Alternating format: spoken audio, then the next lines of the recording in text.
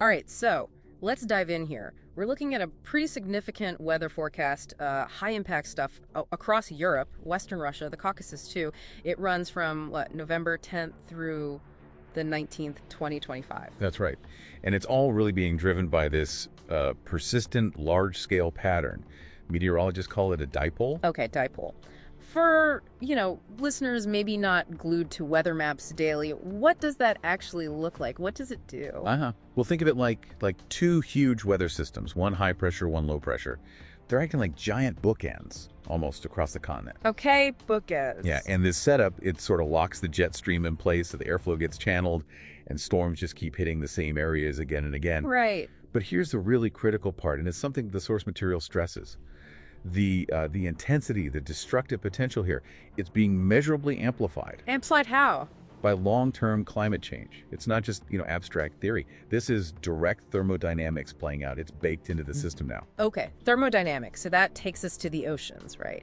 Because the Yeah. sources are pointing to some really warm sea surface temperatures acting as the fuel. Exactly. Anomalies of positive 1.5 degrees Celsius, even up to 3 degrees in some spots. Yeah, 3 degrees. Yeah, especially in the Mediterranean and parts of the North Atlantic. Yeah. That creates this incredibly, juicy air mass, just packed with moisture, ready to be pulled into these weather systems. So that extra warmth, that extra moisture, that directly links to the flood risk we're seeing. It does. It brings us straight to the Clausius-Clapeyron relationship.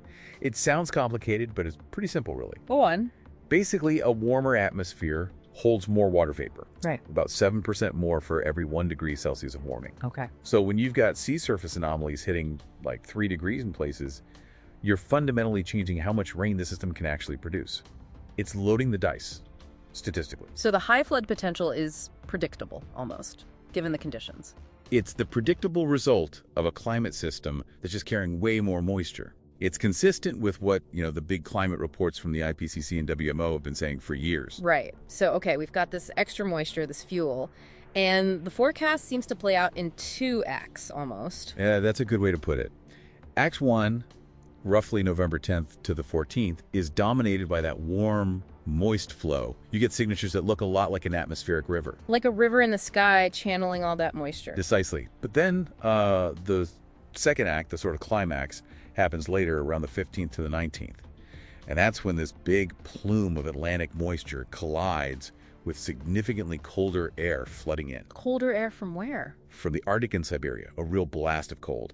And that collision is what sets up the three main high-impact scenarios we need to watch, moving geographically. Okay, let's break those down. Where first? Let's start in Western Europe. Here, the main threat is persistent, heavy rain over several days. Not just a quick downpour, then?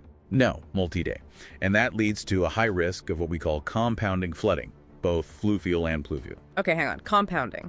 Fluvial and pluvial. What's the difference for people listening? Why is having both together worse? Good question. So, fluvial flooding is when rivers burst their banks. Pretty straightforward. Pluvial flooding is more like surface water flooding. Like drains overflowing, streets flooding. Exactly. Faster than it can drain away. When you get both happening at the same time, or one after the other, the impacts just multiply.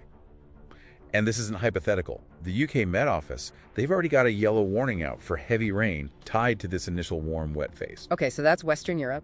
Moving south, things change a bit. Yeah, the character of the threat shifts. Across southern Europe, particularly Iberia, Spain, Portugal, and into the Mediterranean basin, the extremely warm seas change the game. It becomes a severe convective threat. Convective meaning thunderstorms. Yes, powerful thunderstorms. Yeah. The official warning group, ESTOFEX, has issued a level 1 warning, and they're specifically mentioning risks like localized tornadoes and large hail. Wow, okay. A big danger there is storms stalling, just sitting in one place, and continuously drawing up that warm, moist air from the sea. That can lead to absolutely excessive rainfall totals. We're talking local peaks that could potentially top 200 liters per square meter. 200 liters. That's an incredible amount of water in one spot. It really is. Catastrophic locally. All right. And then the third act, that collision zone you mentioned, that takes us east. It does, to Eastern Europe and Western Russia. This is where that big clash happens later in the period, 15th to 19th. And what does that clash produce? This is the setup for potentially the first major and widespread snowstorm of the season. Ah, snow. Yes. where that Atlantic moisture plume finally meets the really cold Siberian air that's established itself. That convergence zone is where you get the heavy snow. And an early major snowstorm, that brings its own problems, doesn't it? Absolutely. It poses a severe risk for a very abrupt snap to, energy systems, transportation networks. People and infrastructure often just aren't quite ready for the first big hit of winter. It can cause widespread disruption. So wrapping this up for folks watching the forecasts, what's the confidence level here? Well, confidence is pretty high on the overall pattern, the dipole, and definitely on the climate amplification side, that extra moisture. Yeah. But the confidence drops to maybe medium, possibly low, on the exact timing and the precise location of the worst impacts. These things can shift. Right. So the big picture is clear, the details, less so. Exactly. And that leads to the final thought, really. The biggest single uncertainty, the thing that determines the scale of that winter storm in the east. What is it? It's the exact location of the rain-snow transition zone. Where does that warm rain turn into heavy snow? A shift of maybe only 50 to 100 kilometers. That could be the difference between some major cities getting buried under a disruptive snowfall or just getting cold, heavy rain. That's a knife-edge forecast, then. It absolutely is.